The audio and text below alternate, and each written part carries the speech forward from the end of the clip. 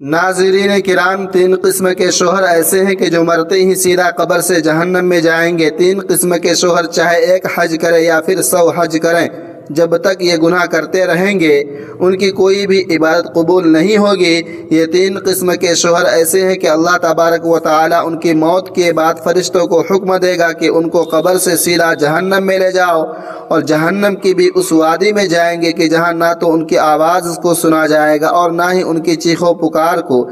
ऐसे शोहरों को जहन्नम में दर्दनाक अजाब तब तक मिलता रहेगा जब तक अल्लाह ताला चाहे। वह तीन किस्म के जहन्नम जाने वाले शोहर ये हैं। बिस्मिल्लाहिर्रहमानिर्रहीम। नाज़रीन किराम, तीन किस्म के शोहर ऐसे हैं कि जो मरते वक्त कब्र से सीधा जहन्नम में जाएंगे। क्या आप तसव्वुर करते हैं कि एक शख्स सारी ज़िंदगी दाढ़ी रखे, 5 वक्त मस्जिद में अजान से पहले पहुँचे, रमज़ान के रोज़े यूँ रखे कि प्यास और भूख का मज़ा ही उसकी इबादत हो, और फिर भी मरने के बाद उसके लिए जन्नत के दरवाज़े बंद कर दिए जाएं? क्या आप तसव्वुर कर सकते हैं कि एक शोहर जो कि हज करने जाता है, तौबा पर तौबा करता है, फिर भी जब उसकी रूह जिस्म से निकलती है तो आसमान का दरवाज़ा भी उस पर बंद हो और ज़मीन उसे कबूल करने से इनकार कर देती हो? क्या आपने कभी सुना है कि अल्लाह तबारक व तआला किसी बंदे के बारे में फरिश्तों को यह हुक्म दे कि उसे कब्र में आराम ना देना, ना बख्शना और ना कोई नरमी करना, बल्कि सीधा जहन्नम में फेंक देना, और वह भी जहन्नम की ऐसी वादी में जहां आग की सांस लेती है, चीखें दम तोड़ देती हैं और अज़ियत चीखों की इजाज़त भी नहीं देती? शायद आप कहेंगे कि ये तो किसी काफिर का अंजाम होगा या किसी फ़िरऔन सिफत जालिम का, लेकिन नहीं, ये तो वह शोहर हैं कि जो बज़ाहिर मुसलमान हैं, जिनकी ज़ुबान पर कलमा है, जिन्होंने हज किए, जिन्होंने सदका भी दिया और जिन्होंने नेकी के कामों में भी बढ़ चढ़ कर हिस्सा लिया। लेकिन एक ऐसी चीज़ उनकी ज़िंदगी में थी कि एक ऐसा सिया धब्बा, एक ऐसा जुल्म कि उनकी तमाम इबादत उस जुल्म के नीचे दफन हो गई। और वह जुल्म ऐसा है कि अल्लाह तबारक व तआला ने उसके बारे में फरमाया कि मैं खुद उस औरत के शोहर का दुश्मन हूँ कि जिस पर उसका शोहर जुल्म करे। औरत रोती और चिल्लाती रहे मगर फिर भी वह शोहर बाज न आए। ज़रा सोचिए कि अगर अल्लाह किसी बंदे का दुश्मन हो जाए तो फिर उस बंदे का कौन मददगार रहने वाला।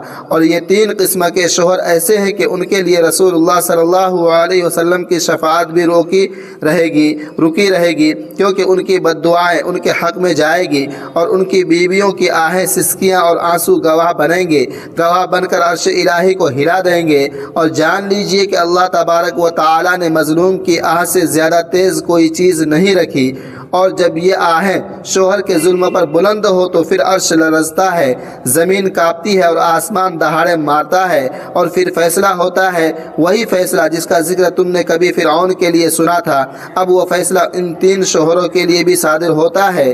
अल्लाह तबारक व तआला फरिश्तों को हुक्म देता है कि उनकी रूह को राहत ना देना, उनकी कब्र को सुकून ना देना, उनको जहन्नम की उस वादी में ले जाओ जहाँ मौत भी मेहरबान लगती है लेकिन वहाँ मौत भी नहीं आती। ये तीन किस्म के शोहर इस तरह के हैं कि हो सकता है कि उनकी ज़ुबानों पर जिक्र हो, उनकी शक्लों में शायद नूर हो, लेकिन दिलों में जुल्म छुपा हो। उनके हाथ दुआ के लिए तो उठते हैं लेकिन वह उन्हीं हाथों से गुनाह भी करते हैं। उनके सजदे लंबे होते हैं लेकिन उनकी रातें किसी की चीखों से गूंजती हैं। नाज़रीन किराम, अब आपको बताते हैं कि वो तीन शोहर कौन कौन से हैं कि जिन्हें मरते वक्त कब्र से सीधा जहन्नम में फेंक दिया जाएगा, और जहन्नम की भी उस वादी में फेंका जाएगा कि जहां उनकी चीखों पुकार भी ना सुनाई देगी।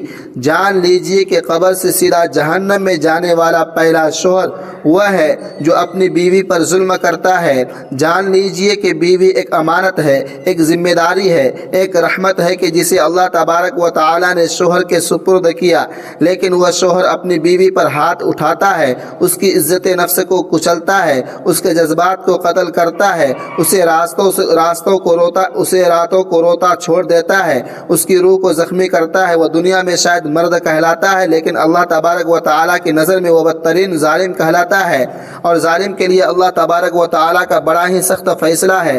قرآن کریم میں اللہ تبارک و تعالیٰ نے ارشاد فرمایا کہ اور ظالموں کے اعمال سے اللہ کو غافل مت سمجھو، سورہ ابراہیم۔ ناظرین کرام، جان لیجئے کہ بیوی پر ظلم صرف مارنا ہی نہیں ہوتا بلکہ اس کے جذبات کو روندنا، اس کا مذاق اڑانا، اس کو معاشی تنگی میں رکھنا، اس کے بیجا نگرانی کرنا، اس پر شک کرنا یا پھر اس کو اس کے ماں باپ سے ملنے نہ دینا، یہ سب ظلم کی ہی قسمیں ہیں۔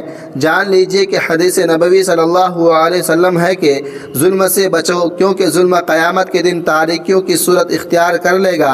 آپ صلی اللہ علیہ وسلم نے حجۃ الوداع کے موقع پر فرمایا کہ اے اللہ گواہ رہنا، میں نے امت کو عورتوں کے معاملے میں نرمی اور حسن سلوک کی وصیت کی۔ حضرت ابن عباس رضی اللہ تعالی عنہ فرماتے ہیں کہ جس مرد نے اپنی بیوی کو مارا اور وہ بے گناہ تھی تو قیامت کے روز اللہ تبارک و تعالی اس کی انگلیوں کے پوروں سے لے کر اس کے کندھوں تک آگ بھر دے گا۔ جان لیجئے کہ حضرت علی رضی اللہ تعالی عنہ فرماتے ہیں کہ ظالم شوہر کی دعا آسمانوں سے واپس لوٹا دی جاتی ہے جب تک مظلوم بیوی اسے معاف نہ کرے۔ ناظرین کرام، ایک ولی اللہ بیان کرتے ہیں کہ ایک شخص ہر سال حج کرتا لیکن خواب میں ہر بار اسے آواز آتی تو کبھی قبول نہیں ہوتا ہوگا جب تک وہ عورت تجھے معاف نہ کرے جسے تو نے ہر رات رلاتے ہوئے سونے پر مجبور کیا۔ جب اس شخص نے اپنے ظلم کی معافی مانگی اور عورت نے دل سے معاف کر دیا تب اسے خواب میں جنت کے دروازے کھلتے دکھائی دیے۔ جان لیجئے کہ ایسے شوہر کے جو اپنی بیویوں پر ظلم کرتے ہیں وہ اللہ تبارک و تعالیٰ کے یہاں نامقبول ہیں۔ ایک حدیث مبارکہ میں ہے کہ جس مرد نے اپنی بیوی کو تنگ کیا اس کی راتوں کی عبادت اس کے منہ پر مار دی جائے گی۔ علامہ ابن قیم رحمۃ اللہ علیہ فرماتے ہیں کہ اللہ کے نزدیک وہ مرد سب سے ذلیل ہے جو خود تو نرمی چاہے لیکن عورت کے ساتھ سختی کرے۔ اے ظالم شوہر، اگر تو نے اپنی بیوی کی چیخوں کو سنا اور نظر انداز کیا تو یاد رکھو کہ اللہ تبارک و تعالیٰ نے ان چیخوں کو لکھ رکھا ہے اور وہ دن دور نہیں کہ جب وہ چیخیں تمہیں قبر میں گھیر لیں گی۔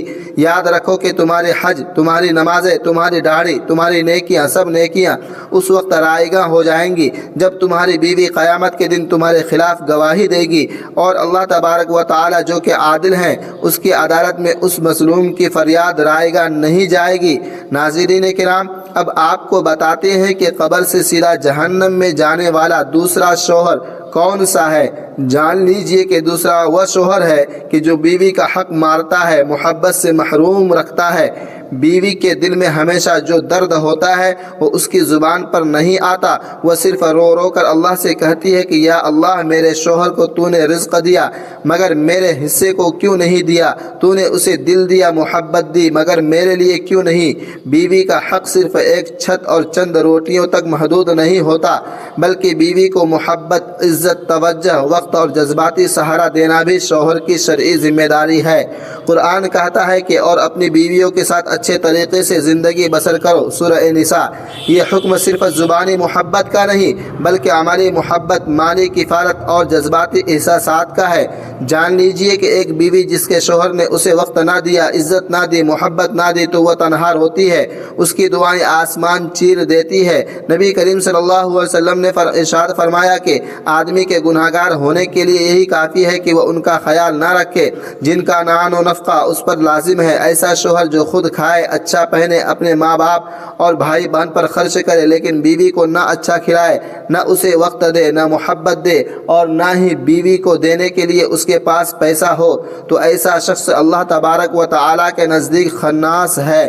جان لیجئے کہ ایک حدیث مبارکہ میں ہے کہ اللہ ہر نگہبان سے پوچھے گا کہ اس نے اپنی رعایا کی حفاظت کی یا پھر ضائع کر دی۔ ناظرین کرام، جان لیجئے کہ حضرت سفیان ثوری رحمۃ اللہ علیہ کے پاس ایک عورت آئی اور کہنے لگی کہ میرا شوہر عالم دین ہے مگر مجھے مہینوں کچھ نہیں دیتا۔ آپ نے فرمایا اگر وہ عالم ہے تو عالم نار ہے، عالم نار ہے، کیونکہ علم کے باوجود اللہ کے بندوں کے حقوق کو پامال کرتا ہے۔ اور پھر فرمایا جو شخص بیوی کا نان و نفقہ بند کر دے تو اللہ تبارک و تعالیٰ اس کا رزق بند کر دیتا ہے۔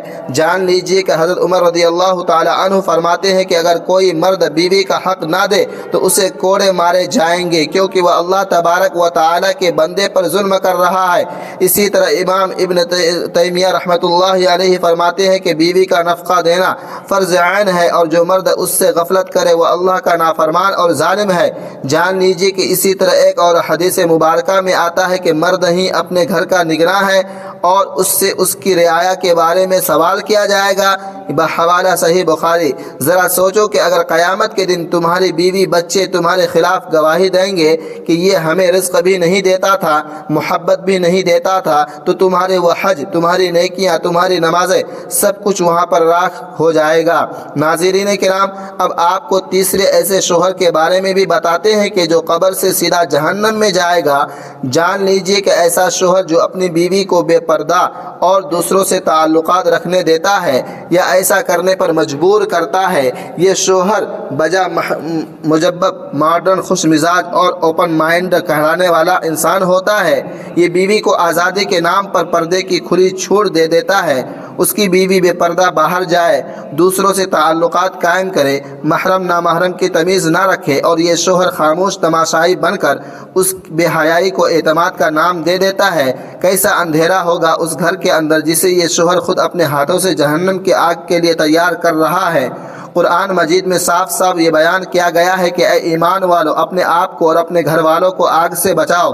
سورہ تحریم، یعنی کہ یہ شوہر کی ذمہ داری ہے کہ وہ اپنی بیوی کو بے پردگی، بے حیائی اور فحاشی سے بچائے۔ اگر تم نے اسے کھلی آزادی دے دی کہ جہاں چاہے بے پردہ ہو کر چلی جائے، جس سے چاہے بات کر لے، جیسا چاہے لباس پہنے، تو اللہ کی یہاں تمہیں ضرور جواب دینا پڑے گا۔ جان لیجئے کہ نبی کریم صلی اللہ علیہ وسلم نے فرمایا کہ 3 لوگ جنت میں نہیں جائیں گے: والدین کا نافرمان، دیوس جو غیرت نہیں رکھتا ہو، اور مردوں کی مشابہت اختیار کرنے والی عورت۔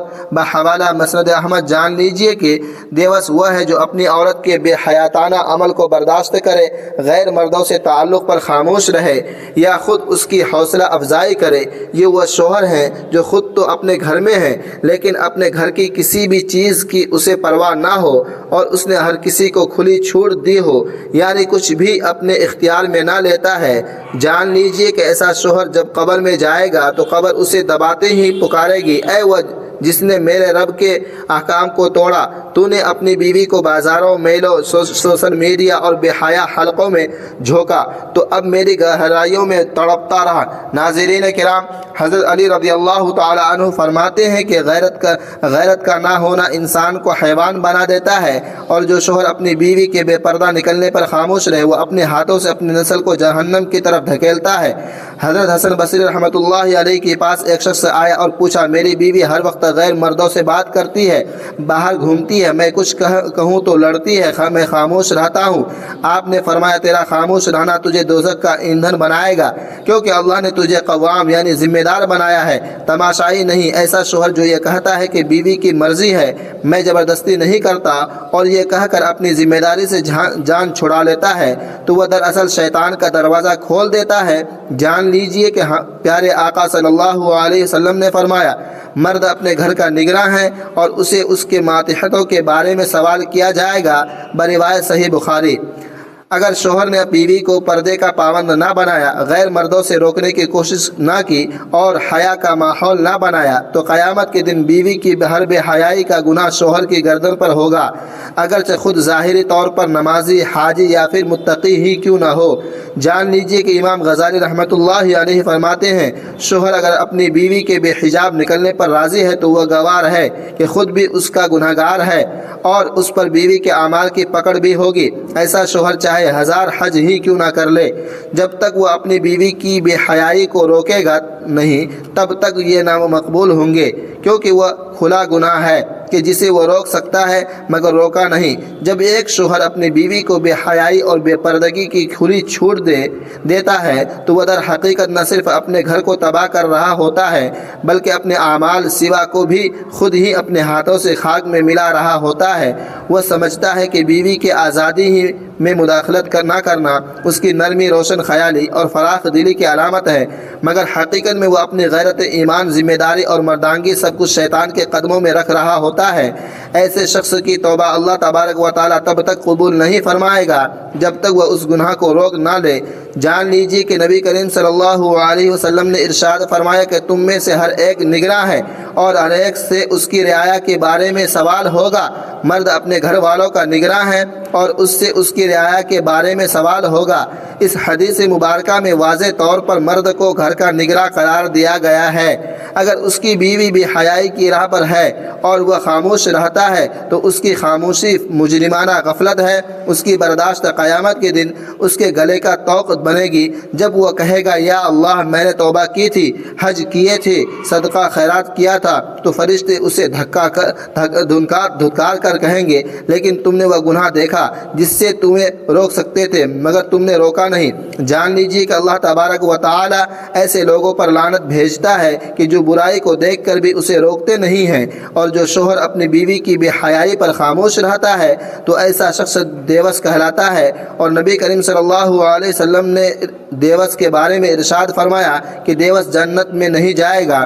حضرت عبداللہ ابن مسعود رضی اللہ تعالی عنہ فرمایا کہ اگر مرد بیوی کے بے پردہ نکلنے پر راضی ہے تو وہ خود اللہ تبارک و تعالیٰ کی نافرمانی میں شریک ہے، اور اللہ تبارک و تعالیٰ شریک گناہ کو بخشنے والا نہیں جب تک بندہ خود الگ نہ ہو جائے۔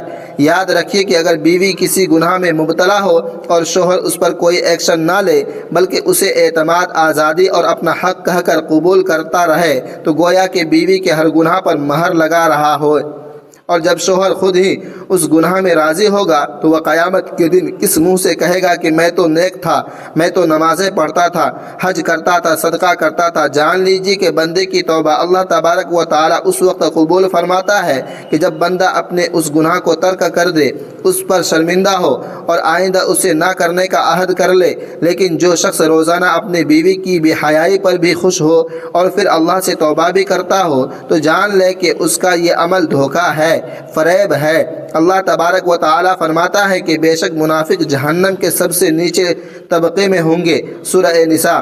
جان لیجیے کہ اللہ تبارک و تعالیٰ نے مرد کو قوام اس لیے بنایا ہے تاکہ وہ اصلاح کرے، قیادت کرے، نہ کہ خاموش تماشائی بن جائے۔ اس لیے ہمیں خود بھی اپنے گناہوں سے رکنا چاہیے اور اپنے آس پاس کے لوگوں، اپنی بیوی، بچوں کو بھی گناہ سے روکنا چاہیے۔ اللہ تبارک و تعالیٰ سے دعا ہے کہ نیکی کی بات کو سننے، سمجھنے اور اس پر عمل کرنے کی طاقت اور توفیق مرحمت فرمائے۔ میرا سنانا اور آپ کا سننا اپنی بارگاہ میں قبول اور منظور فرمائے، آمین یا رب العالمین۔ محترم ناظرین کرام، آخر میں آپ سے درخواست ہے کہ میری اس معلوماتی ویڈیو کو لائک اور شیئر کر دیجئے اور ہمارے اسلامی و اصلاحی چینل کو سبسکرائب کر لیجئے۔ جزاک اللہ خیرا کثیرا۔ اللہ ہم سب کا حامی و ناصر ہو، آمین ثم آمین۔ اللہ تبارک و تعالی تمام امت مسلم